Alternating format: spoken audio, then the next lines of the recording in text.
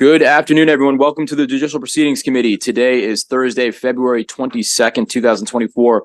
We have 15 bills on the docket. We're going to start off with Senate Bill 479, and we're going to invite our distinguished Lieutenant Governor up and the governor's cabinet and staff. Welcome.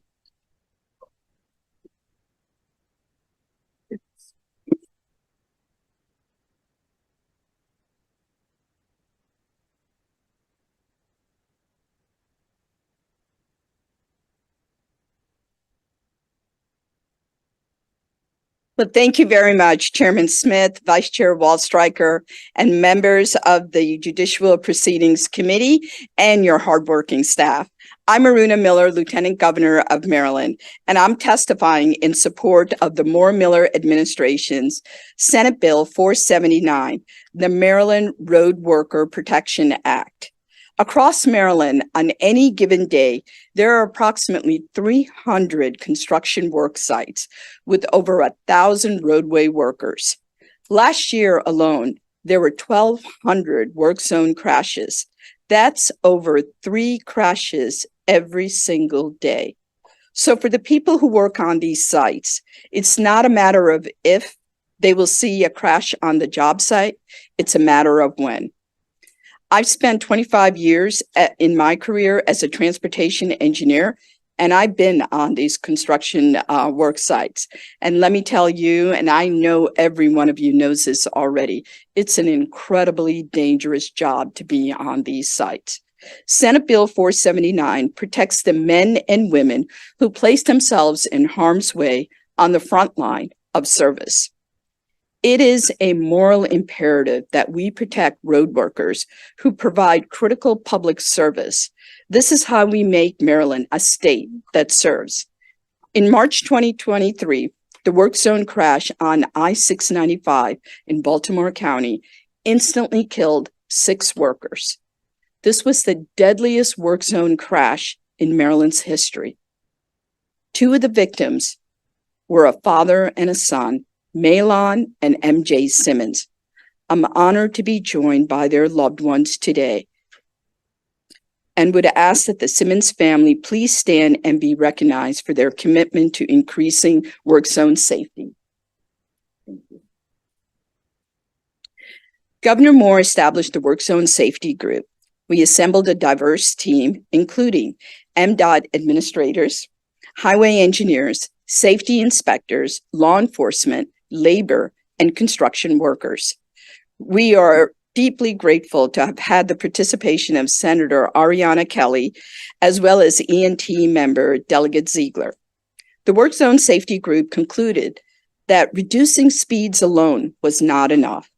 Instead, we needed to bring a culture change in driving behavior comprehensively, and that the strategy must include education, engineering, and enforcement. Senate Bill 479, the Maryland Road Worker Protection Act, focuses on enforcement. The use of speed cameras in work zones was first approved by the Maryland General Assembly in 2009. Our administration's bill utilizes technologies that were not available 15 years ago and strengthens enforcement in order to change driver behavior. Senate Bill 479 removes the requirement that speed camera be manned by a person physically present at a work zone. Instead, we're asking not just it to be manned, but also include unmanned. The proposed bill permits the deployment of multiple speed cameras across the entire span of a work zone. Many of you know that our construction work zones can last several miles. So research shows that work zones equipped with multiple speed cameras demonstrate greater effectiveness in modifying driver behavior, leading to reduction both in speeds and crashes, compared to work zones employing only a single camera, which only impacts drivers at a singular location. Senate Bill 479 also purpose is to change driver behavior and not to collect revenue from drivers. That is not the purpose of this bill. The bill includes a provision that limits drivers to 1 citation for speeding violations throughout a work zone, even if the driver is caught by multiple cameras. Maryland currently maintains the lowest work zone citation fee nationwide, set at $40. Senate Bill 479 proposes raising this fee to $290, aligning it with the citation amount issued by law enforcement when a driver is pulled over for speeding in a work zone. Senate Bill 479 requires that the revenue collected through the work zone speed cameras be reinvested into highway and work zone safety initiatives. Finally, we're proposing an amendment that would expand the protections of work zone speed cameras to county and municipality maintained roadways and require that local governments to reinvest any revenue generated to only local public safety and roadway safety programs. The people of Maryland stand with us in their support for these actions. MDOT conducted a survey in September of 2023 to solicit feedback from the public on work zone safety. Out of the more than 2,200 respondents, 66 expressed that higher fines for speeding within work zones would effectively influence their driving habits. But we know that enforcement alone is not enough to bring a culture change in driving behavior. It will require education and engineering too. MDOT has already invested $500,000 on an aggressive public safety awareness campaign to educate drivers and are engaging the sports community and students to get the message out. Through innovative engineering solutions, MDOT is also using cutting-edge technologies to reduce direct interactions between road workers and motorists, while enhancing safety through the implementation of green light systems that the General Assembly recently approved, as well as other tools. We have the capacity to spark a cultural shift in driving behavior because we've done it before. The culture surrounding drivers wearing seatbelts looked very different 35 years ago, but through education, engineering, and enforcement, the culture changed. And today, seatbelt usage exceeds over 90% compliance. We can do the same in work zones. And here's the thing, the impact of the culture change that we're aiming to create with Senate Bill 479 goes beyond just work zones. Safer driving in work zones will lead to safer driving everywhere. By intercepting dangerous driving habits, we can lower the number of crashes and fatalities across the state of Maryland, making a safer state for road workers, motorists, passengers, cyclists, and pedestrians. I ask for your favorable report on Senate Bill 479, and I'm happy to take any questions. Thank you. Thank you, Madam Lieutenant Governor. We're gonna, is anyone else going to present on the panel or just here for questions? Yeah, I think. Okay, we'll hear the rest of the panel and then we can take questions at the end. I know we have a couple of folks who want to weigh in. Good afternoon, Mr. Chairman and members of the committee. For the record, my name is Christine Iser, Administrator of the Motor Vehicle Administration, and I also have the honor of serving as Governor Moore's Highway Safety Representative. We're proud to be here today with many of our longtime safety partners in support of Senate Bill 479 and to reaffirm MDOT's commitment to ending all roadway fatalities and serious injuries. Unfortunately, too many families have to be in that category of victims. And in 2023, we've seen our highest fatality rate since 2007 with over 600 fatalities. And that includes our 8 work zone workers. And so these statistics, as we know, are not just numbers, but their families and communities are impacted forever. As we look at work zone crashes, the contributing factors are really the same factors we see in crashes throughout our roadways. It's people continuing to get behind the wheel while they're impaired, it's driving with excessive speeds, it's distraction on their phones, failing to move over for all stopped vehicles on the shoulder, and neglecting to ensure that all the passengers are buckled. But obviously in a work zone, we know these are even more dangerous behaviors that unfortunately lead to tragedies like we experienced. And I want to make a fine point that these are all choices. A driver makes a choice to get behind the wheel impaired or not to buckle up that seatbelt or to drive excessively at high rates of speed. Unfortunately, other people often suffer the consequences of those very poor decisions. MDOT has an active highway safety campaign. It's called Be the Driver, and that encourages motorists to practice safe driving behaviors regardless of where they are, and really trying to reach that goal of zero fatalities. I really want to thank the governor as well as the lieutenant governor for convening the Work Zone Safety Working Group and taking this really bold step to protect all of our workers. Over the past year, this 29-member committee developed a wide range of recommendations based on 2 themes. The Driver Behavior Subcommittee, which we thank Senator Kelly for participating in with us, focused on improving driver education around the work zone and recognizing the individual's role in creating that culture change that Lieutenant Governor referred to. The Roadway Operations Subcommittee focused on planning, design, and operations in the work zones themselves. Among the administrative recommendations that the Moore-Miller administration has already started implementing include updating the driver manual to include the focus on work zones and appropriate behavior, and including those flashing green lights that the legislature recently authorized. Aggressively partnering with all of our stakeholders to reach every community group and demonstrate the simulation of crash and the consequences of what happens. Expanding our safety marketing, as Lieutenant Governor said, we're really excited about some things you'll see coming soon related to work zone safety as we approach that month. Updating training and certification to ensure that we're using the best practices as a state. That includes morning huddles, really making sure the workers are also constantly reminded, because you're in that work zone all the time. So it's really easy to forget those common best practices.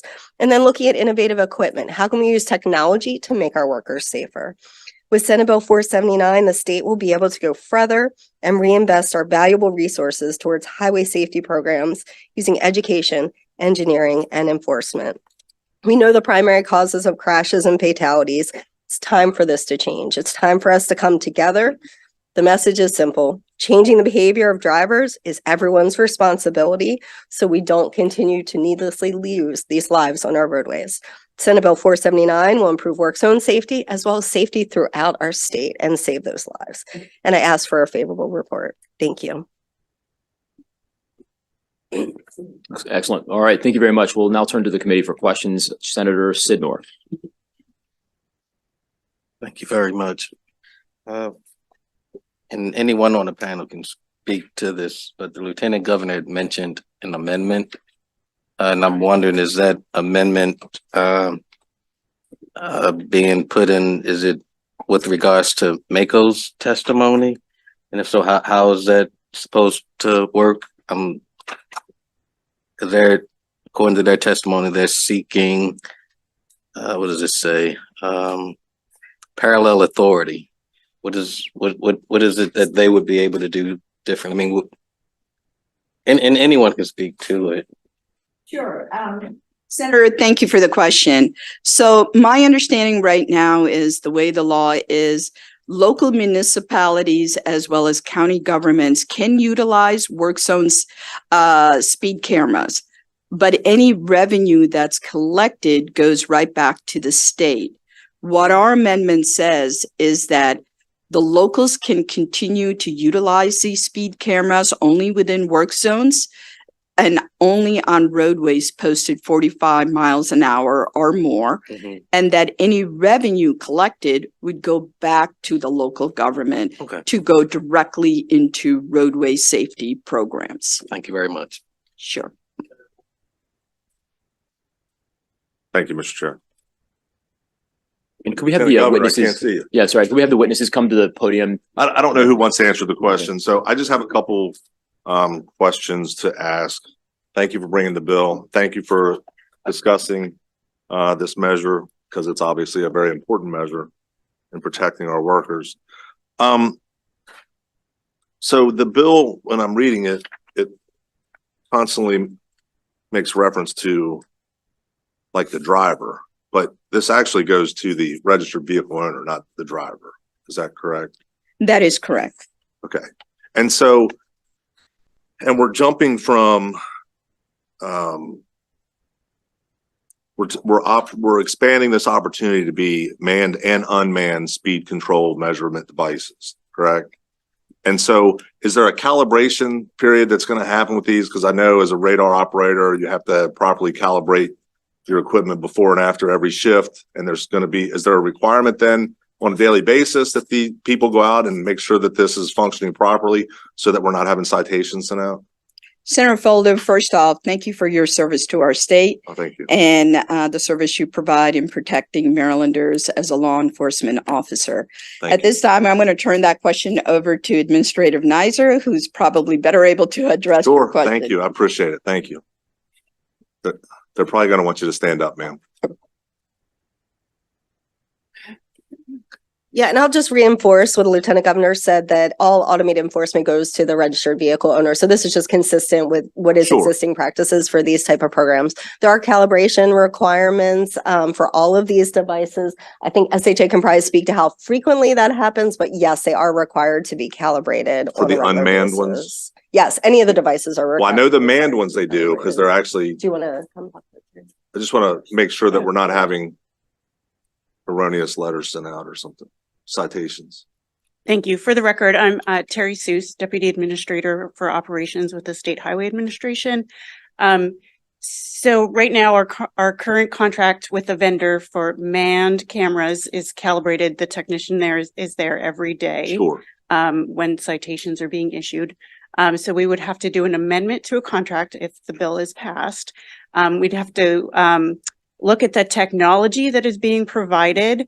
We would do test runs with the vendor to ensure that it is accurate. And then we would seek, based on the technology, the type of calibration that would be needed. We anticipate it would be on a daily basis. Okay. or a regular basis, again, depending on the technology. Great. Thank you. And then my next question is, you know, we're talking about work zone safety for these employees, and it's a very important measure. And I know that this body, and I was one that had expressed concerns before, because we're talking about active work zones. And so the term active work zone, is my understanding, is comes out from the day that the shovel is in the ground, regardless if there's personnel there at the time of the offense. Is that still going to be how this model is rolled out on the unmanned portion? It'll be 24 hours a day, regardless if there's a car there or not, 24 hours a day. I'm sorry, regardless if there would be a manned speed measurement device, which obviously I think people have, better or worse, have become accustomed to look for. Sure.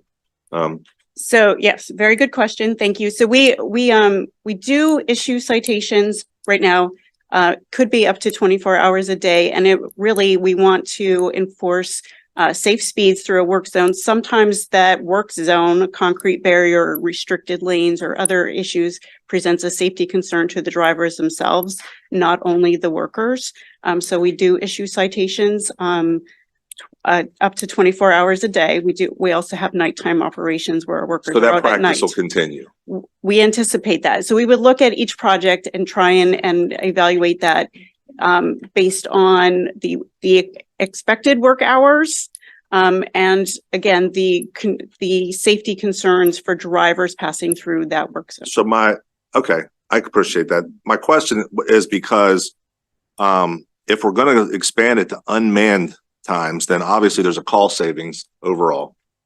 No vehicles, no personnel we're paying. It's a significant decrease in maintaining this program. But if we're looking at active work zones, then I thought there was some discussion, and maybe I misunderstood our discussion, that this was the unmanned ones were going to be solely predicated, because they could be around actual boots on the ground times. Is that inaccurate then? Senator, yes, our discussion is right. As Deputy Administrator Seuss just said, the manned cameras, as well as the unmanned cameras, there are certain situations that warrant them to be there 24/7, again, to protect the drivers. Sure. Whether, like bridges, for example, Exactly. we're doing construction there, it's really narrow. We got to have it there the whole time. Sure. Just to protect them. But by and large, for the ordinary construction zone sites, my understanding is it is not that we would have these unmanned cameras 24/7. They would be deployed when there are workers on the site. Yeah, and I And appreciate in that. situation that Thank you it's for that dangerous. clarity, because I thought that was our discussion. Yeah, that's So thank you exactly very it. much, Lieutenant Governor. And then I thought we had, I'm curious why we're looking to eliminate the 30-day warning period, because that's usually set up prior to the groundbreaking occurring, that you could actually, or like once they get everything out, or is that always the first 30 days? Like, why wouldn't we do like a 30-day notice ahead of time with these cameras to notify people, hey, because they're not manned, hey, this area is, they're setting up for construction to begin, to kind of do that education we're talking about, that driver education, and and putting that in their mindset. Is that something that's considered in this? Because I don't see anywhere. It looks like they're getting rid of the 30-day warning period all of a sudden, and you can just issue from day one. So Senator Folden, I'll go ahead and respond first, and then I'll Sure. open it up to Administrator Nizer. So I think when the bill was originally written in 2009, it was that speed cameras were going up across the street and drivers weren't aware that the speed camera is there. Look, most drivers, when they're going by a construction site, they should be aware that, hey, you should be slowing down. This is an unusual circumstances that, warrants a little bit of your behavior changing along that location. So the idea behind removing the 30 days, a couple of things. Number one, in order to even issue a citation, you have to be going over 12 miles an hour more than the posted speed limit, right? How much more warning do you need than 12 miles an hour? So we feel that removing the 30-day, again, when construction site is up there, you got the equipment there, the orange is out there, people should be fully on board that, hey, I better slow down here. And we're going to have signs up there saying, hey, here's the camera, it's posted, we're going to, do this. But, that's kind of the thought pattern behind it, Sure. that this isn't something that's going to be there indefinitely. Yeah. It's only going to be there temporarily during the construction site. Would you be amenable to the idea of putting in, instead of a 30-day warning period, a 30-day notice ahead of time, posting such changes forthcoming? She will go ahead and Thank talk about that. Yeah. So maybe if I can just add to what the Lieutenant Governor said, there's so many different work zones throughout the state that some of them that are larger, they may warrant that notice period ahead of time to give drivers more an expectation that things are going to change. But with the number of work zones that happen, it's not necessarily appropriate. Many of these are short-term work zones. In order to be able to use the cameras, that requirement for notification is in place, which then restricts our ability to be able to place those cameras. And so that's why I think we are looking for some additional flexibility to be able to do it where appropriate, still providing appropriate notification. And with the additional funding that we've got from an outreach standpoint, we're talking about not just the signage in work zones, which obviously is very important, Sure. but also billboards where they're nearby a work zone location, so we can get that message out before a driver even comes in. So that's the thought process. As you indicated earlier, every work zone is a little different. Sure. So providing administrative flexibility there. I love the idea of what we're talking about here. I know that, like the Lieutenant Governor said earlier about, these zones that maybe I worry about the rollout and notification, because I can tell you in 2009, after my beloved Philadelphia Eagles lost in the playoffs, and I was on my way back from Philadelphia, it was like 2 a.m, and I was on 695, and it looked like a bomb went off behind me, because it's 2 a.m. and driver behavior is you're going to drive at a speed that's comfortable. There was no flashing amber lights. There was no flashing green lights. There was nothing. It was a very dark, wide open road with nobody on there. And one of these citations, I got a citation to add insult to the injury of my team losing. So as a Ravens fan, I can relate. I know. Thank you. So my question is historically, when speed studies are conducted by law enforcement or SHA, it's what is it, that 85th percentile or the 80th percentile, whatever that number is, that we like to look at, because drivers will drive at a speed that they're comfortable driving in the lanes provided, because lane widths are wider on the interstate. So it looks like you got a lot more ability to stay in your lane, but they're compressed in work zones a lot of times when you're doing bridges and the like. So I understand that process. I just get worried about the notification of people so that we're not just flipping this on and all of a sudden, there's a litany of people jamming on their brakes because all of a sudden they see the lights going off like they're walking on the red carpet. No, we definitely want to avoid that as well. Speed differential is what you're referring to, and that's really what causes the crashes, right? Yes. Vehicles That is traveling at exactly different what causes speeds it. that tend to interact For with the each most other, part, let's just say. Yes. One of the significant causes there. So I think that, as Lieutenant Governor said, we definitely want to make sure that the implementation, that everybody is aware of this. So we've even talked about, as citations are given, assuming the legislation moves forward and there's an agreed upon fine level, we would notify customers right away. So even as you're getting a citation today, it might be $290, but effective this date, it's going to be higher. So we're already thinking about how we, through every mechanism we have as a state, can do public education, the outreach campaign we talked about, the physical notice. And so this is just one avenue. It's not to say that SHA would not notify in a work zone in particular if that was appropriate Sure. based on the dynamics of And that work zone. Is there a way, I appreciate your answer and I appreciate what you just said because it prompted me to think about when you said the 290 fine. Was there ever any consideration to a tiered fine schedule by either number of offenses or by the speed you're going at the time of the offense? Because the Maryland fine schedule for law enforcement is always tiered along the speed that you're traveling at the time of the offense. Mhm. So I'm just curious if you were 1 to 9 miles an hour over or whatever, and then from 10 to 19 and 20 to 29 miles an hour, was there ever a consideration to implement a fee schedule associated with the actual threat that is given? Because someone going 12 miles an hour over is wholly different than someone that's going 35 miles an hour. No, I couldn't agree with you more, Senator. I think what we're doing with this bill is no different from any unmanned speed cameras that are out there. I don't know, does the state have a tiered process for speed cameras that are unmanned? So I can tell you law enforcement does, but not the speed cameras. Right. Like the speed cameras would be, It's it's stationed. $40, but we're Yeah. talking about a $250 additional. So I'd like to also see what the amount of revenue was from the $40 annual fees or annual assessment violation to what is the projected, by the number of those citations, you can forecast out an additional 250 per.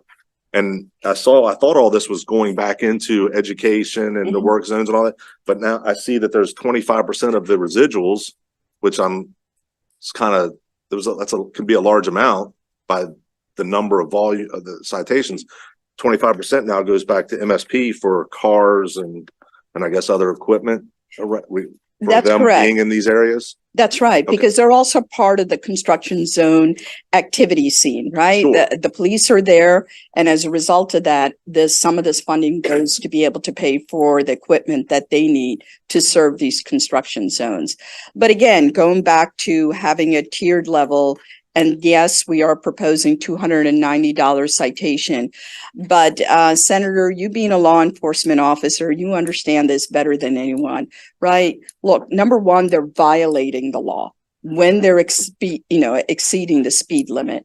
Number two, they're putting everybody in the roadway in danger. The Simmons family lost a father and a son. There is no amount of money that can equate to the loss that they'll feel for the rest of their life. So But they're not getting this money.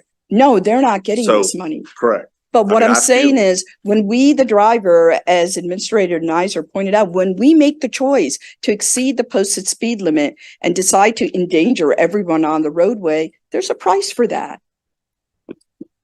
I appreciate that response, Lieutenant Governor. And like I said, I don't have a problem. I think the bill is warranted. I just think there's some things that we could do a little better on it. Sure. So I appreciate your time. I wish we had this type of lively debate on other criminal behaviors, like, I don't know, illegal firearms, but we don't want All to. right. So I appreciate your time, Lieutenant Governor. Thank you. Thank you. Thank Thank you you. very much, Senator Folden. Let's move on to Senator James, then Senator West. It is so nice to see you, Lieutenant Governor, and I enjoyed our time in the House together, and it's very Me nice too. to see you in the position that you're in. And thank you for bringing this bill. I don't think anybody in Maryland was not aware of the tragedy of last year. Just shocking. Yes. And I've told my whole family, especially my children, don't, whatever you do, do not go off to the side of the road. If you can eat that vehicle even off a ramp, just because I've known for a long time how incredibly dangerous, of course, work zones being the worst, because so much going on there, but even disabled vehicles, you hear about police officers being killed also when they're trying to, retain a driver, truck drivers. It's just horrific. So and I've noticed on 95 over my many years that I see people driving faster than I've ever seen them before on a more regular basis. So my questions are not about the intent or purpose of the bill, just Mhm. trying to figure out how to do what we need to do, which is change reckless driving behavior. Yeah. But also make sure that we have public support once the program is up and running, and anything we can do to make sure we can keep both of those high in our minds. So just a couple of questions for myself. I know you all mentioned that report, and my staff may not have gotten it, but could you all make that available, the report? You mentioned the two Sure. subcommittees. Okay. Are there, and a lot of these questions, as I usually tell people, follow up, you don't have to answer here, so we can let other people ask questions. Other states that have done something similar, either with the cameras, the multiple cameras, even the idea of multiple cameras, but within a 1-year period, if you're caught. And then also, most importantly, where I think I might hear from my constituents is if they get a ticket in the 290 to 1,000 range and, believe that maybe that was set in error, and how do I respond to this? So the other thing I'd be interested in is if this is happening elsewhere, especially with these very high citations from an unmanned situation, has that resulted in significant behavioral differences in drivers? Because that's, as I understand, this is not about raising revenue, but about changing behavior. So we want to make sure that whatever we do, it does change behavior. And then, again, maybe it's in the report or elsewhere, but if you could get back to me on how much money you think might be generated by this program. I'm sure as the money decreases over the years, that's going to be something we're happy about, that we Absolutely. don't have a revenue source, right? That's what we really want. But just to let me know what you think that might be. Let me see. I'm wondering about this, since what we really want to do is change driver behavior as quickly as we can, as consistently as we can. Is there any thought behind more signage? I know you're mentioning it, but I'm wondering if I would feel more comfortable was in the bill, to be honest with you, that we were going to make real efforts, whether it's the lights that you go under on 95, but there's lots of work zones on state roads that don't have that ability to have that, big sign, but lots more signage leading up to this work zone, because I want people to change their behavior, and would rather them do it when they see a sign that says, guess what? In 5 or 10 miles, if you're going this fast, you're going to get a $290 or $1,000 ticket, right? And you don't want to distract them with that, but anything I wanted them to change the behavior and have as much warning and notice, appreciating that 30-day notice may not work anymore, but some stuff, in addition to your campaigns and education, drivers on the road. We have a lot of out-of-state drivers, so they're not going to be, perhaps this education might not be available. And I think the last thing I wanted to ask about, sorry, just give me one moment, I was writing notes. Just let me check. Sorry, hold on. The last thing, and I tried to read the bill quickly. Could you just explain to me, my county has been rather loath to put in red light cameras, speeding cameras, basically because we have a belief that our constituents are going to be very deeply suspicious that they're not accurate. And then you can't, how do you fight a machine?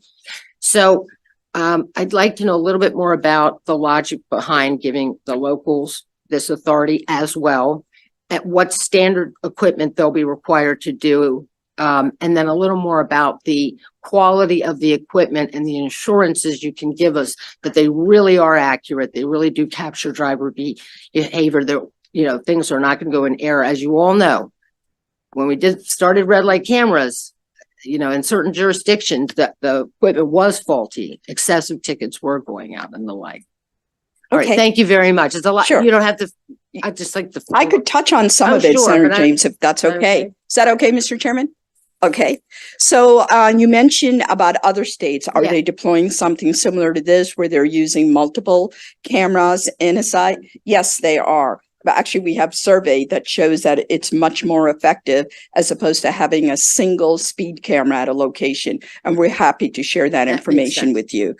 The next, as I understand your question was the $290 citation and how it varies to up to $1,000. How are they going to get this notice? So I think Administrator Nizer kind of touched upon it earlier, and to your point, Senator Folden, is that one of the ways in which MDOT can give sufficient notice and warning to drivers is once, should the bill pass through and it gets implemented June 1st, then take the next 6 months to anybody that's violating the speed. They get a notice saying, hey, you exceeded the speed limit. We're giving you a $40 citation, but know that we can give you $290 and it's going to go into effect 6 months from now. If we catch you Oh, I again, got it. you're going to get a $290 citation. So that's one way in which we can ease it into the public that this has come, because we understand it is a substantial increase. But again, enforcement is one of the biggest ways in which we can change driver behavior. And the most effective way is to have a live law enforcement officer at the scene. But we believe having these unmanned cameras removes, another opportunity for a driver to hit, the law enforcement officer. That's one less person you're exposing in a dangerous situation like a construction site. The money generated. So when it comes to the locals, right now, the locals already have the authority to put the speed cameras along work zones. They already have that authority. The only difference now, my understanding, is that they don't deploy it because the money generated, the $40 citation amount, comes directly back to the state. And they're like, how does that help us when it's going directly to the That doesn't state? speak well for locals if they're worried about safety, does it? But anyway. Right, you would, All right. well, I'm not going to another speak to all of it. discussion. So what this bill says is that we understand and we want the money to go back to the locals so they can use that to make their roadway safer. That money cannot be used for anything else but, creating more safer roadways.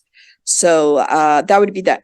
Now, you talked about more signage. Yes, the State Highway Administration has the flexibility to add whatever signage and as much warning as possible. And I think if we hear comments from the public, hey, we need to see more, I didn't know this was happening. Certainly, if they get a citation, they could go to the circuit court judge and let him know, look, the sign, I was confused. I don't know what was going on there. And possibly get the citation amount reduced or eliminated. But certainly SHA will have adequate signing and they follow, national standards on how the signage is posted for any construction zones. But if there's other ways that we Yeah. can make it better, I'm sure Yeah. they'd be more than open to that. Let's see. Then you mentioned the locals having the authority for the speed cameras. How are they going to calibrate it? And how do we know that they're doing the right thing?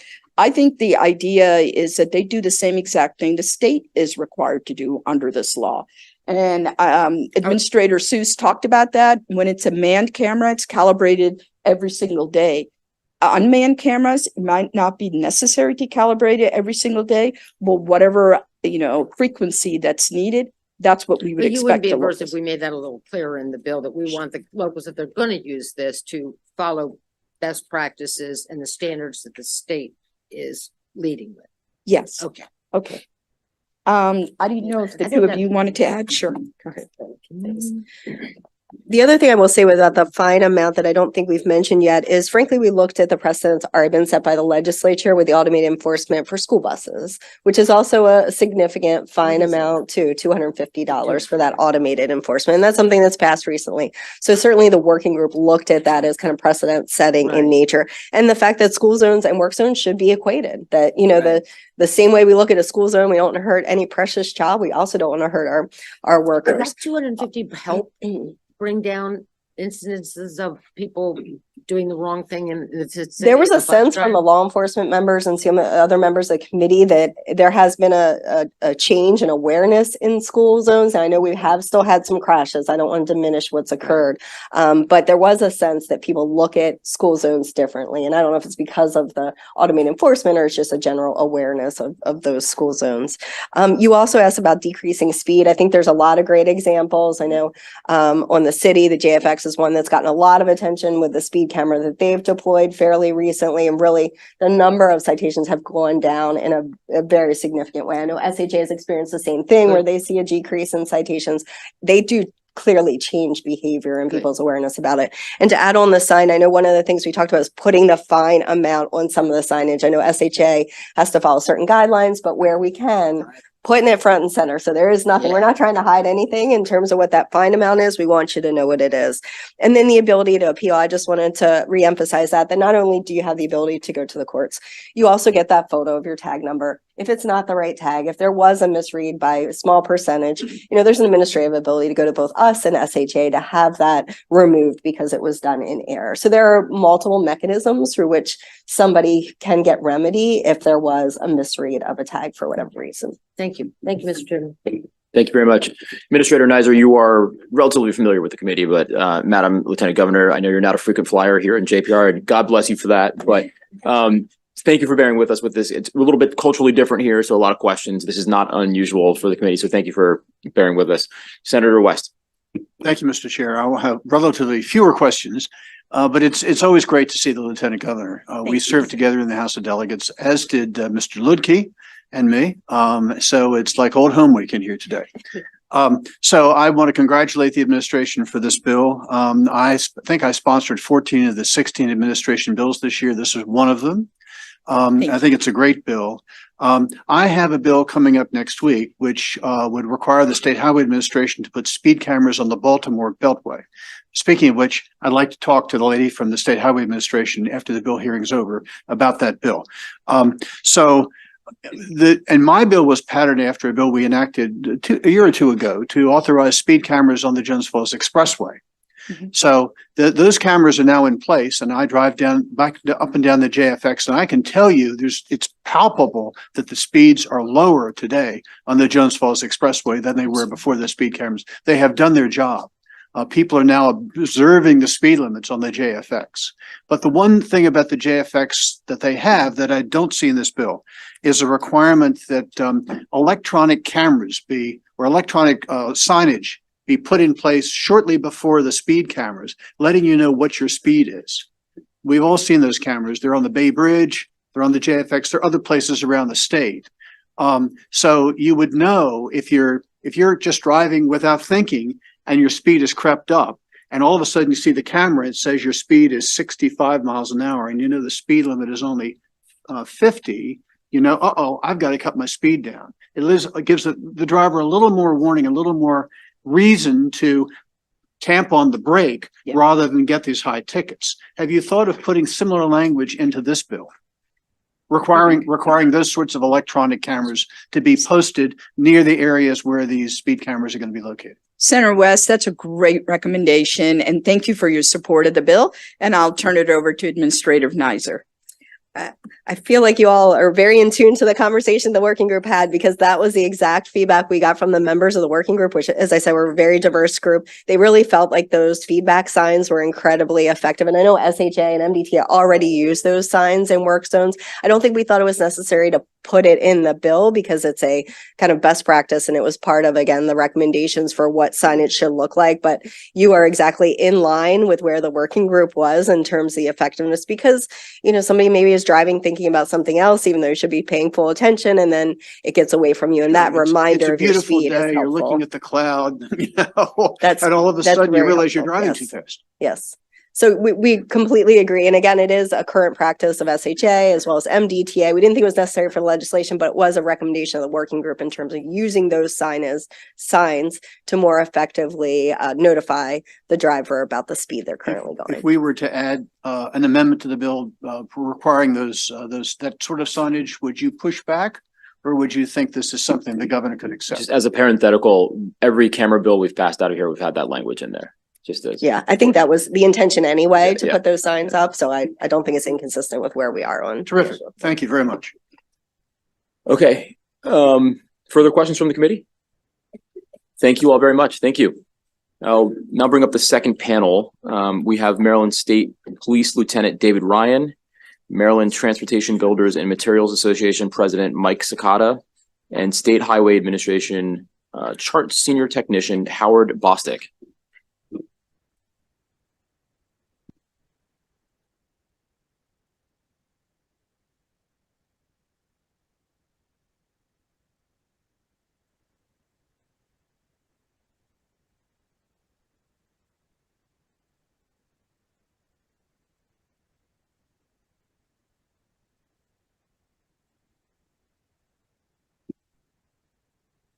Just say the members. Those were good, very good questions. I thought it was good debate. Thank the members for the questions. So go ahead. Thank you. Good afternoon, Mr. Chair and esteemed members of the committee. I'm Michael Sakata at the helm of the Maryland Transportation Builders and Materials Association, championing the cause of over 30,000 workers who are the backbone of our state's transportation infrastructure. And today I stand before you not as a representative of an association, but as a voice for those who risk their lives daily in Maryland's work zones. I say work zones, but they're war zones right now. Our urgent plea is for the passage of Senate Bill 479, the Maryland Road Worker Protection Act. This is a beacon of hope for enhancing the safety for our dedicated workers. The tragic event, as mentioned on March 22nd, served as a grim reminder of the perils faced by our workforce. It's a clarion call that we no longer can ignore. These workers are not mere statistics. They are fathers, mothers, sons, and daughters, some of whom are here with us today, whose lives are invaluable and their safety is non-negotiable. The leadership of Governor Moore and Lieutenant Governor Miller in spearheading this bill is commendable. However, it's our effort, our collective responsibility to carry it across the finish line. Senate Bill 479 is more than legislation. It's a commitment to valuing life above all else. It proposes stringent penalties for speeding in work zones and modernizes enforcement, directly addressing the reckless drivers that endanger our workers. We heard already the 1,200 work zone crashes in 2023 alone. We have got 300 active work zones today. Each incident, by the way, is a reminder of the urgency with which we must act. This legislation is a chance to make a definitive stand for the safety of those who build and maintain the roads we travel on every day. I also want to comment this bill doesn't change that threshold that you're considered speeding if you're going 12 miles over that posted speed limit, which is a lot. I mean, I implore you with the utmost sincerity and urgency to cast a favorable vote for Senate Bill 479 to change driver behavior, and let's honor the lives of our road workers by ensuring their safety is a priority. Your support can save lives and send a powerful message. Thank you for considering this life-saving legislation. We'll take questions at the end of the panel. Thank you. Good afternoon, Chair Smith, Vice Chair Waldstreicher, and members of the committee. I'm Lieutenant David Ryan, Commander of the Maryland State Police Traffic Incident Management Section. I've been a Maryland State Trooper for over 21 years and have served in various field command billets since 2013. I also served on the Lieutenant Governor's Work Zone Safety Committee. I am pleased to be here to provide a law enforcement and safety perspective relative to Senate Bill 479. As a commander of TIMS, I often respond to and supervise collision scenes that occur within highway work construction zones. Work zones provide a unique and challenging environment for law enforcement. Citizen safety, worker safety, as well as officer safety is paramount. As you know, many work zones are currently staffed with a state trooper to provide scene safety and a visual deterrence. These troopers are specifically trained to work within these zones. Recently, the State Highway Administration provided funding for an additional trooper to specifically provide enforcement in and around the work zone. Additionally, Colonel Roland Butler, Superintendent of the Maryland State Police, has tasked each barrack across the state to conduct regular work zone safety initiatives within their respective counties.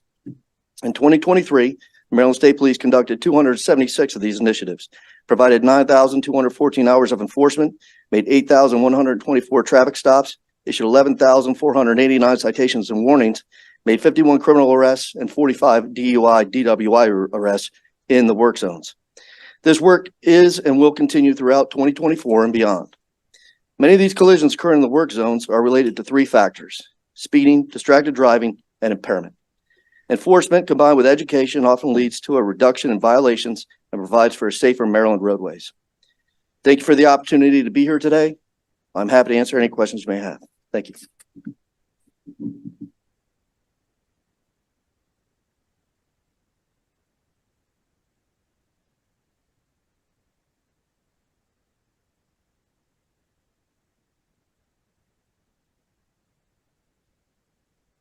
Good afternoon,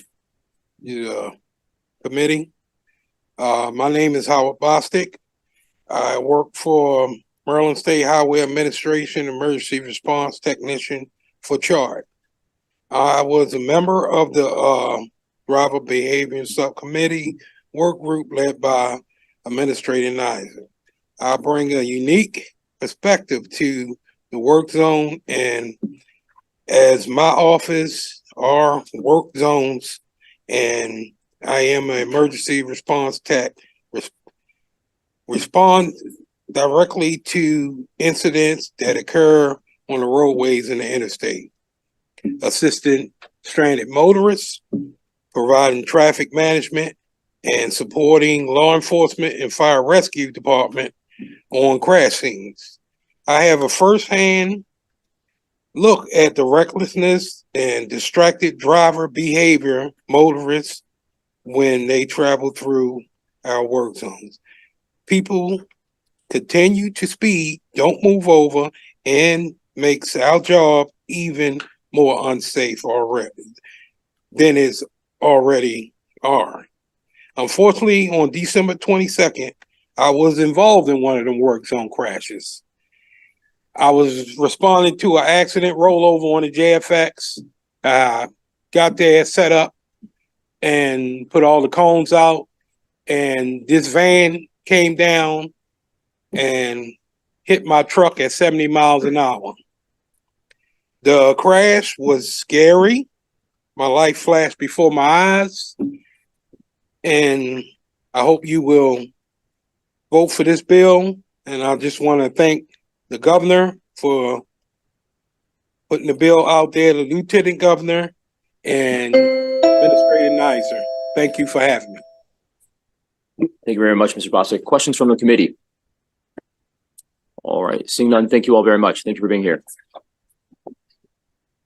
All right, now we'll hear from Mr. Brown, Marshall Brown, Debbie Jennings,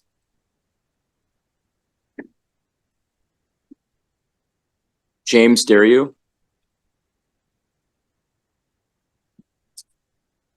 Chair Smith, Vice Chair Wallstriker, esteemed members of the committee, I extend my gratitude for the opportunity to offer verbal testimony in support of Senate Bill 479, the Maryland Road Worker Protection Act. My name is Marshall Brown, and I serve as the Director of the Laborers, Employers, Cooperation, Education, and Trust in the Mid-Atlantic region.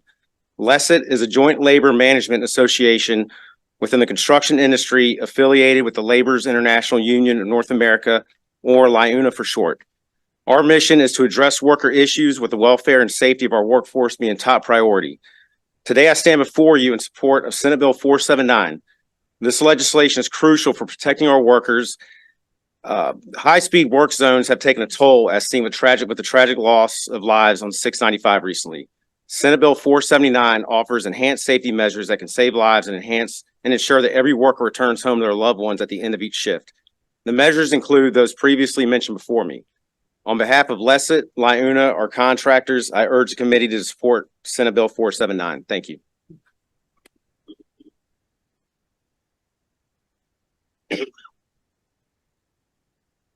Thank you, Mr. Chair, Mr. Vice Chair. My name is Debbie Jennings. I'm the Director of Highway Safety Programs and Special Projects for the Chesapeake Region Safety Council. The Chesapeake Region Safety Council supports Maryland's Road Worker Protection Act. Maryland's roadside workers deserve the advantages that newer technologies, visible enforcement efforts, and stronger penalties that this bill provides. Chesapeake Region Safety Council is a Maryland-based 100-year-old chapter of the National Safety Council. Our mission is to conduct training and education to reduce injuries and fatalities in the workplace, on the roadways, and in our communities. Last year, we conducted over 775 workplace, emergency care, impairment recognition, and defensive driving courses for more than 8,000 students. Our office is in Woodlawn in Baltimore County, located close to the Maryland 695 Security Boulevard exit. Staff members could see the area from the back doors of our building where reconstruction was taking place following last year's horrific work zone crash. 5 of those individuals worked for the same organization that our chapter president, Dave Medeiros, did a safety talk for in January, 3 months before that crash occurred. Our commitment to increasing safety through education and training is truly our mission. The purpose of my presence today is to share that we recognize that there are more E's in highway safety than education, which is the E that I typically represent. Maryland state, local, municipal employees and those working for our contractors are extremely vulnerable, as they must often focus closely on using tools and equipment in a safe manner instead of looking out for the actions of passing motorists. We are advocating for a more visible, comprehensive approach using the additional engineering and enforcement countermeasures listed in this bill, which will increase motorist awareness of the presence of roadway workers and the penalties involved when severe violations occur, resulting in fewer crashes and safer roadway workers. Roadway workers deserve better. Thank you for your support.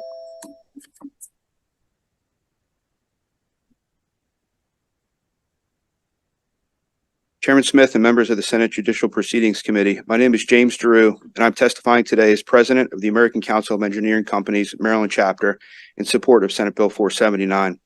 I'm also an employee owner at KCI Technologies, a full-service engineering firm headquartered right here in Maryland. ACC Maryland is the business voice for our state's engineering industry. We represent nearly 90 firms employing more than 7,000 engineering and consulting professionals, many of whom support Maryland Department of Transportation projects every day. In addition to designing roads and bridges, our members play a critical role in ensuring that projects are built as intended by providing construction inspection services on behalf of our clients. One such dedicated construction inspector was Sybil DiMaggio. With over 15 years of highway inspection experience, Sybil came to KCI to support the implementation of SHA's Transportation Systems Management and Operations Program. TSMO is a program designed to improve the safety, security, and reliability of our state's transportation network. Sybil was just 46 years old when she and 5 other roadway workers were tragically killed in a work zone along I-95 on March 22nd, 2023. Hundreds of inspectors just like Sybil report to highway work zones every day in the hopes that their efforts will improve the conditions of our state road system. Aggressive and distracted driving, including excessive speeding, are unacceptable practices and unnecessarily endanger construction professionals. Expansion of automated speed enforcement systems, such as those proposed under SB 479, have proven to be effective in changing driver behavior. Multiple control systems, remote operated systems, increased signage, and enhanced civil penalties, as proposed in this bill, are important first steps in elevating the concept of work zone safety within the driving public. Our workers deserve to be protected through access to proper equipment and training and every available use of smart technology. In fact, their lives depend on it. We ask for a favorable report on SB 479. Thank you. Thank you very much. Questions from the committee? All right, seeing none, thank you. All right. Is Brian Sweeney, Miranda Gross, Michael Higgins, and Janet Grunke.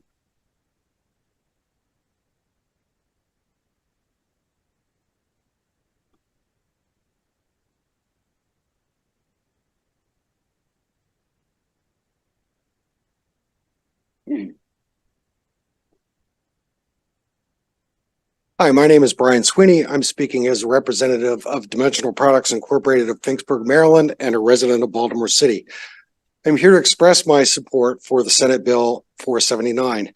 DPI was established in 2001 with the goal of developing a truck-mounted attenuator, also known as a TMA or a truck-mounted crash cushion. TMAs protect wayward motorists and their passengers, while the host trucks act as barriers and protect workers in short-term work zones. DPI now provides a wide variety of roadside safety hardware. Maryland's economy is dependent on safe and adequate infrastructure. Maryland's citizens depend on our roadway workforce to build and maintain our infrastructure. All of our highway workers have family, friends, and plans for their future. I have known several people who have been injured in work zone crashes. I had met one of the people who was killed in the I-695 crash several times. Work zone technology is evolving constantly and includes barrier and crash cushion devices, distracted driver alert technologies such as portable temporary rumble strips, smart work zone IT technology, queue detection and advanced notification technology, and automated speed enforcement. I urge members of this committee and the Maryland State Senate to support our highway workers by passing Senate Bill 479. Thanks for the opportunity.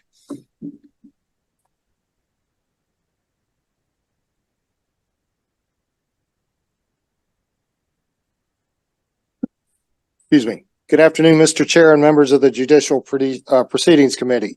My name is Mike Higgins, and I'm the General Manager for Concrete General, Inc. I'm here today to speak in favor of Senate Bill 479, the Maryland Road Workers Protection Act. We're a family-owned, Gaithersburg-based highway contractor working primarily for MDOT SHA and MDTA, building and maintaining our roads here in Maryland with over 50 years in the business and currently over 300 employees. Last year on March 22nd, Concrete General lost 5 workers on I-695 from the crash. That changed our company, changed the victims' families forever.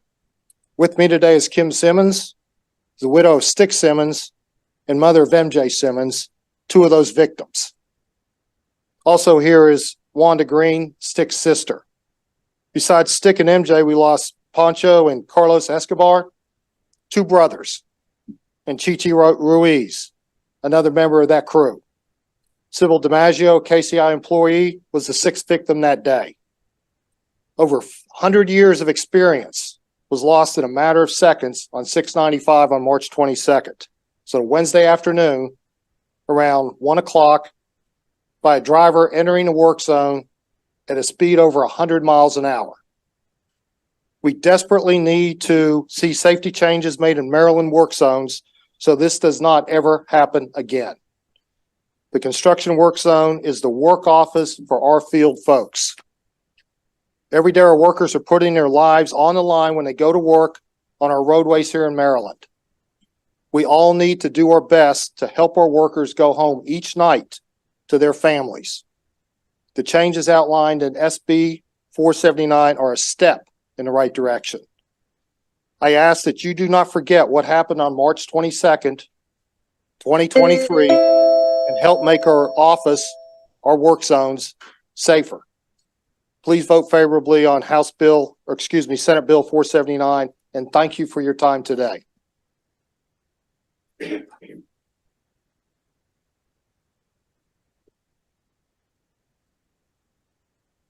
Good afternoon to you all, and thank you for this opportunity. My name is Miranda Gross. I'm the dispatcher of Sunrise Safety Services. I've been with Sunrise for 15 years. The first 8 years were on the roadways. Sunrise Safety Services is a traffic control company located in Glen Burnie, Maryland. We fabricate signs, banners, car details, and so much more in our sign shop. We also install signs, tape, and crash cushions on the roadways, as well as provide lane closures, flagging operations, road closures, detours, and so much more. Most importantly, we are a family. We have 108 employees. I'm sorry. We have 108 employees, and I have a personal connection with them all. I love these men and women and their families, and I have to do everything in my power to keep them safe. We have our own safety committee and meet every week to find more ways to make us safer. On top of that, we meet with our MOT managers once a month and entire company once a month as well in order to keep our road crews informed and engaged. I'm here today to speak in favor of Senate Bill 479, the Maryland Road Worker Protection Act. We desperately need to see safety changes made in Maryland's work zones. Every day, our workers put their lives on the line, and we need to ensure they go home each night to their families. I know that these changes are a step in the right direction. I appreciate Governor Moore and Lieutenant Governor Miller for all of their hard work for introducing this bill to protect Maryland's work zone employees. I would like to thank them not just from myself, but from the entire construction community. So many have not had the pleasure to see and feel the love, energy, and concern that they have shown from the very beginning. On March 22nd, 2023, all of us in this field felt this tragedy. My phone immediately started blowing up with phone calls and text messages from our employees and contractors asking if we were okay and who was involved. A lot of us have worked with some of who lost their lives that day. We cried and mourned over this. We never want any family to go through what these families have gone through. Imagine going to work to provide for your family and not making it home, not because you did anything unsafe or wrong, but because others had no concept of their choices can do. Please help us make changes and a difference to keep our men and women safe. Thank you for your time today, and I ask that you vote please favorably and on Senate Bill 479. Have a wonderful day.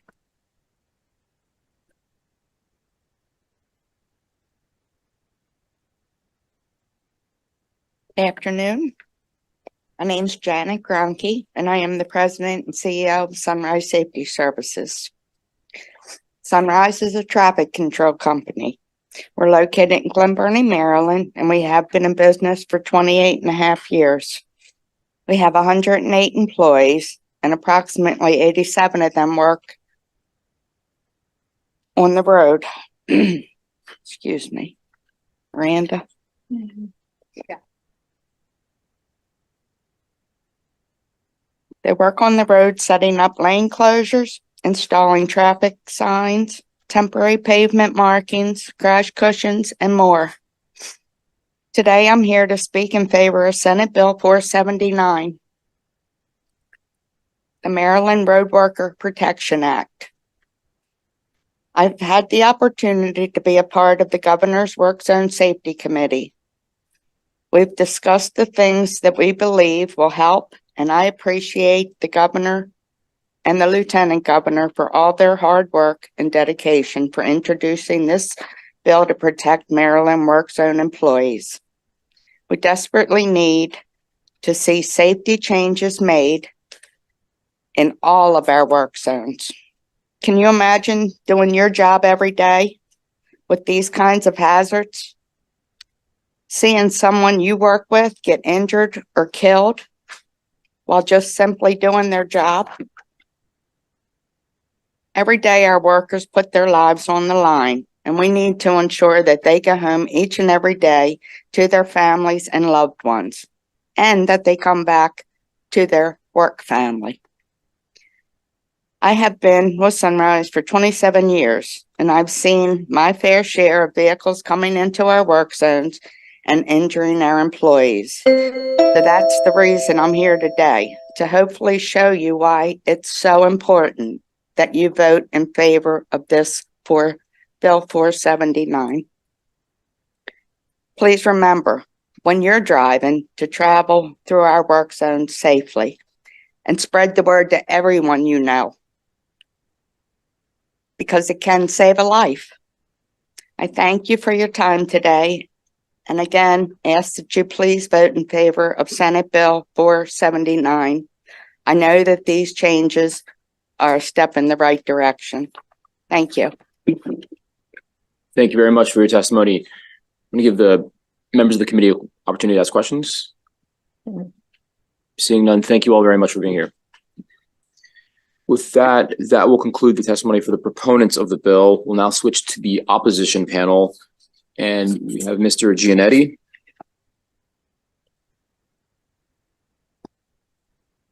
Welcome back to JPR. Hello. Members of the committee, it's an honor to come back here into the committee on which I served years and years ago. Great to see Senator Charles I see some great senators, Senator Muse from Prince George's County. I'm going to mention Prince George's County in this testimony. I am not here representing any organization. I'm actually here representing a concept. And that concept is institutional memory. And I want to fill this committee in on a little bit of the reasons why for the past 18 years, speed cameras have only been $40 maximum. That's when we first passed this bill. It was a Montgomery County bill. Back in 2005, I was sitting right in this seat. Senator Mooney was sitting over in that seat. We had to come up with a nice bipartisan way to be sure that the government never appears to have a conflict of interest between the interest of safety and the interest of raising money. So Senator Mooney and I came up with a list of amendments that we were able to pass, and $40 has been the amount that a speed camera can be. It's been there for 18 years. Now I see a real risk that that might not happen. It might not remain that way. So I've come here to say, listen, it's important that as a society, as a government, we never have the public wonder if the reason why the government is doing something is to make me safe or is it to raise money. All right, so what we did was we put it down at $40 to make sure there was no argument that this was there to raise money. It's not going to make a lot of money for any group, but you can still see the proliferation. Imagine if the amount was $100 as the original bill or $290. You'd see these speed cameras everywhere. You'd see municipalities in Prince George's County going, let's set up a safety zone so we can make $290 every ticket. We don't want to be there as a society. You have to remove that from this bill and try to, if you can, to make sure that the reason behind the bill is for safety. And I think there's some amendments you can make. I only have this amount of time, so I ask that you amend it dramatically and don't pass it the way it is now. Thank you.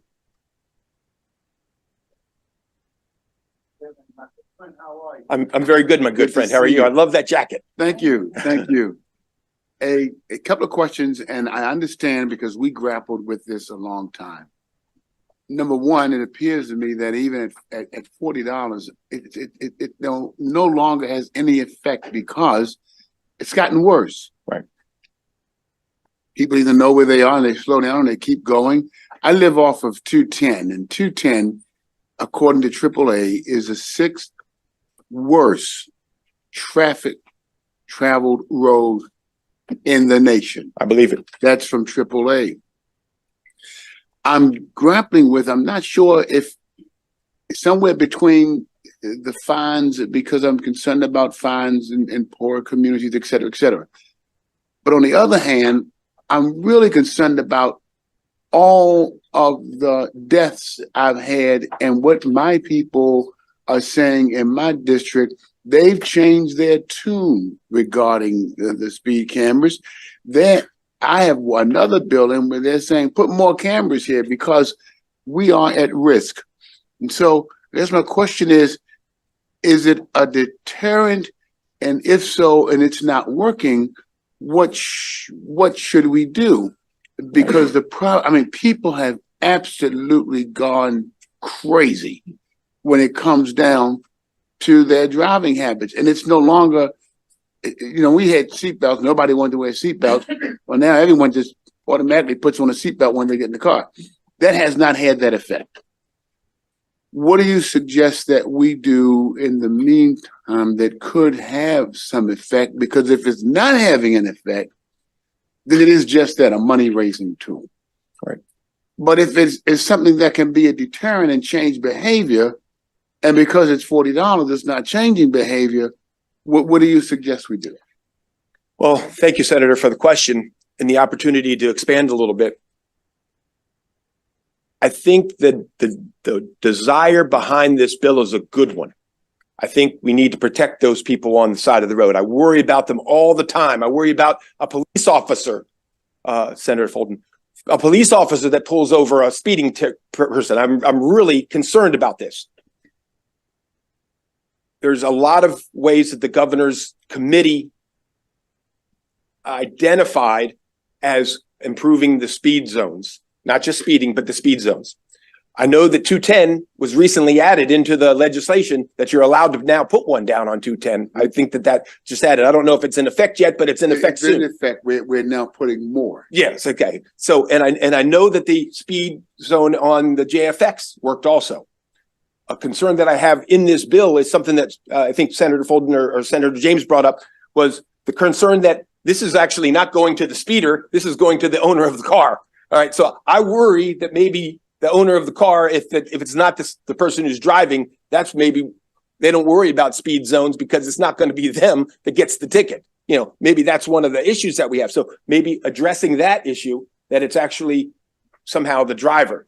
I love the fact that when you don't have an automated speed camera, that you have a police officer to determine whether or not there was a good reason to be speeding. And you and I both know we could list on one hand easily reasons why you might want to speed, that it's in the public interest to speed, getting a woman to a hospital who's pregnant, who's going to have a child, an injury to a child perhaps. So having a police officer give the ticket, he can decide whether or not using his own, opinion. So I think that somebody also mentioned that the people who are the worst speeders, Senator, there might be a sliding scale, that if we are going to have these things, the people who are going over 30 miles an hour faster than in the speed zone, maybe that should be a bigger ticket. All right. But I think we're really on a slippery scale by allowing the proliferation of these, especially into municipalities, because two senators, Prince George's County, I came from Prince George's. Prince George's County has 47 municipalities. You're going to tell me that they're going to operate, you're going to tell Berwyn Heights, where I came from, that they're going to set up a work zone on Pontiac Street, which is my old street. And it's going to be to repave something, but they're going to put a speed camera right there. And I don't know how long that's going to be there and who's going to monitor how long that work zone is going to be there. And I think when you're trying to allow the individual municipalities to raise money by these tickets, that maybe safety's taking a back seat. And I don't think it's wrong to be asking for money, but the money shouldn't be at the expense. You should never have a government saying, oh boy, we're benefiting from people breaking the law. Look at this, we're raising money because people are breaking the law. We hope more speeders come down because we need to make that budget. We need to balance our budget. Let's hope we have more speeders in the work zone. People can say the same thing about police officers when they say they have to reach a quota, or whatever, whether it's true or not. They already say the same thing. It's about money. So what's different? Well, and I think the thing is that, and correct me if I'm wrong, Senator, I think we, at least for the state police, which is this legislature, I think we outlawed is the wrong word. We've put something in the statute that says they're not allowed to have those quotas. And that exactly shows you how negative their opinion is of the populace about the government. They think they're out there trying to raise money. Right? We don't want to give them that reason. And here we have the governor of their state saying, we need to raise money. Let's raise the ticket. Let's raise the cost of tickets. So this is in the same posture of current law. You can't make it a quota. I know what people will think, but they think a lot of what we do now. We have to do what is best. And so it's the same. It's even. It's no quota system for the cameras, no quota system for police who are giving out tickets. I'm trying to just see where the difference is. Well, the difference is because when you have a police officer, if that police officer has a goal that he has to make, and that when you generate that ticket for that, the police department, the Berwyn Heights Police Department, the District Heights, or the Seat Pleasant Police Department, you would never want that money to go into a general fund or into any. You never want, even in the current system, the municipality or the state or whomever, the state highway administration, to benefit from someone breaking the law. And so if it does that, then this body should step in and make sure that it doesn't look that way. And this bill, the way it's currently written, and I think you can improve it, looks that way now. I got you. Okay, thank you. Thank you very much. Sure. Senator Folden. Thank you, Chair. Thank you, sir, for coming out. I appreciate your enthusiasm and understanding that the complexity of the bill, we're trying to pass something that's meaningful, but we want it to have the meaning of the intended purpose, which is work zone safety. Right. So in that spirited, and by the way, I guess you didn't like my jacket. I thought yours is much better than Senator Muse's. Okay, all right. See, that's what I was. Thank you. Yours is the best. Yeah, Senator. thank you. So you bring up a very valid point, and this is one of the concerns I have, because I'm in a district, unfortunately, that several of the victims of this horrific crash last year live. And when you have that type of personal impact to your community, it requires change, right? And so we have to move forward with the idea of the proper lens of the change that we're trying to accomplish. And you know, it's no different than one of the things. It's funny you bring up, like Montgomery County was the first one to do it. There's a continuous battle, it seems like at times, that you know Montgomery County may want to be the first one to bring up a new bill or lowering speed limits below what's a enforceable amount in the state. They wanted to be able to do that years ago, and they couldn't do it, so they got upset. So they wanted to just do it just for Montgomery County, so everywhere else in the state. So now we've gotten to the point where, again, because of the governmental trust issue, that we're allowed to conduct a speed study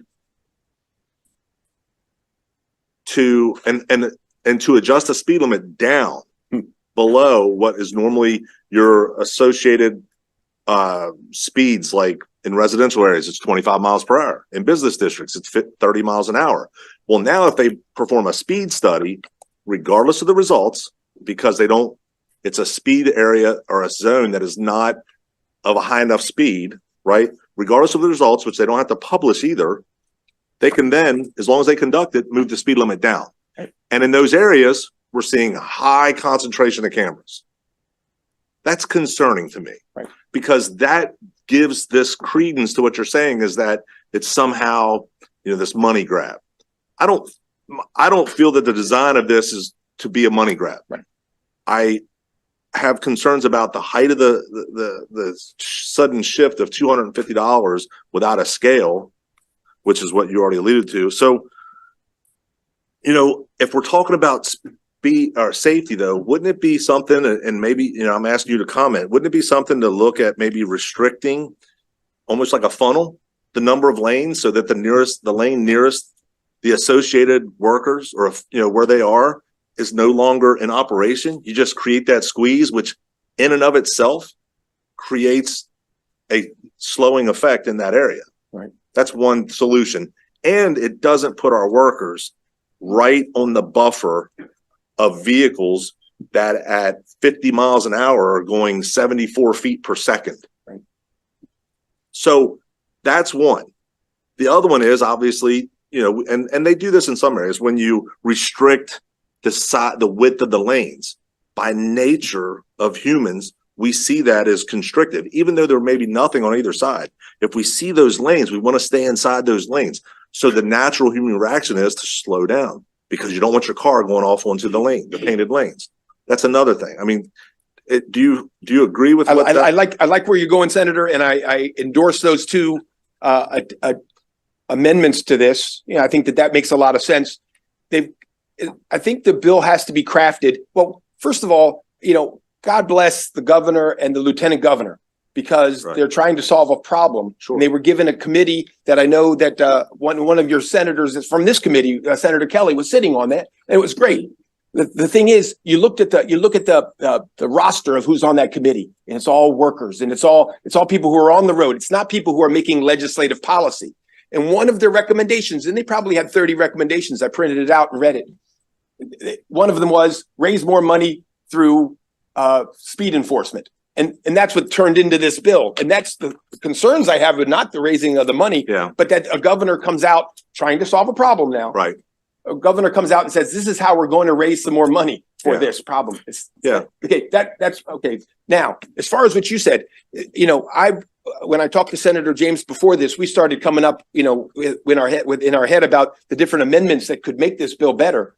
And I liked one of the statements that you said, that you didn't use as asked me to react to, but was making sure that the workers, like in the middle of the night, is a different safety hazard to workers than when the workers are present. And that you could define in the bill an active work zone, and that work zone has to reach a certain capacity, so that a municipality that is using it not for safety but to raise funds wouldn't meet that standard. In other words, there has to be at least a worker there present for that camera to be working. We want to keep them safe. But at the other time, also, I think you want to be sure, and nobody in this committee has talked about it when we're talking about this bill, it doesn't stop at $290. I mean, this bill has other provisions in other sections of the law where it could be over $1,000. Yeah. You know, for a ticket, you know, after a certain amount of priors. Now, and again, it's not the person who's driving, it's the owner, that poor owner who has kids with it could be a disaster. So all I'm trying to do is say, if the committee wants to live up to its legislative purpose of making sure that people stay safe, they can do it without looking at it, allowing municipalities to raise money this way. I think you can make them safe. I think that, you know, the reason I brought up about the buffer, the additional lane, Yeah. should those be available, because your higher roadways are going to have more lanes, right? So if you had the adjacent lane, you know, we did a similar measure to protect the tow truck drivers and law enforcement, the move over law, right, which says when you need to move over to create that buffer, because we were having people being struck on the shoulders of the road. So it just seems like it would maybe fall into some of that as well. And then the other point I just wanted to, when you brought up about someone brought up, I forget who it was, so I apologize, about school zones. And it made me think, all right, I'm going to pull this up. Well, I pulled it up I'm looking at the Maryland fine schedule right now. And if you're in a posted school zone, exceeding the speed limit by 10 to 19 is $140. So, you know, are we saying that our children are worse? I just, if we're talking about safety, there's got to be parity and consistency that doesn't appear that we're, like you're saying. I mean, putting up cameras to raise money. They're important. Yeah. And it's too important of an issue to have that be the potential lens that it's viewed through. Agree. I agree. I agree wholeheartedly. Okay. And Senator, I think somehow in the wording of this, that you could certainly say that that a speed camera that hopefully you would put it back down to 40. If you made this bill that the speed cameras that were automated are still down to 40, but allow the police officer to give to up to 290 or up to 1,000, you allow the officers who have discretion to and do that's it. already in the law. Right. That is in the law as far as work zones for law enforcement. So, but not allow these cameras to do that. I think you could easily say that if the speeding takes place in the lane adjacent to the work zone, that's when it would be effective. It's a good discussion. So I appreciate your time. Thank you very much, Good Senator, seeing for the you. question. Thank you. All right, seeing no more questions, that will end our hearing on Senate Bill 479.